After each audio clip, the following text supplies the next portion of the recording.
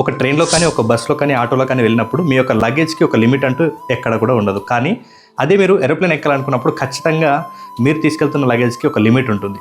ఇన్ని కేజీల లగేజ్ మాత్రమే తీసుకురావాలని ఖచ్చితంగా అక్కడ ఇన్స్ట్రక్షన్ ఉంటుంది. సో ఎందుకు అంతకు మించి తీసుకొస్తే ఏమవుతుందంటే ఆ విమానం ఎగరడంలో సమస్యలు వస్తాయి. సో ఈ చిన్న సీన్ నుంచి మనం ఏం నేర్చుకోవాలంటే, మనం కూడా మన గోల్ అచీవ్ అయ్యే వరకు, మన యాన్యువల్ ఎగ్జామ్స్ కంప్లీట్ అయ్యే వరకు మనం కూడా అనవసరమైన భారాలని తగిలించుకుంటే, అంటే ఆ అనవసరమైన భారాలతో మనం కూడా ఉంటే మన గోల్ అచీవ్ అవ్వడంలో మనకు కూడా సమస్యలు వస్తాయి. కాబట్టి వీలైనంతగా మీ యొక్క అనవసరమైన భారాలంటే మొబైల్ అడిక్షన్ ఉండొచ్చు, ఫ్రెండ్స్తో చీట్ చాట్ ఉండొచ్చు, లేకుంటే పార్టీస్ ఉండొచ్చు, మూవీస్ ఉండొచ్చు, మీ ఎంజాయ్మెంట్ ఏదైనా ఉండొచ్చు.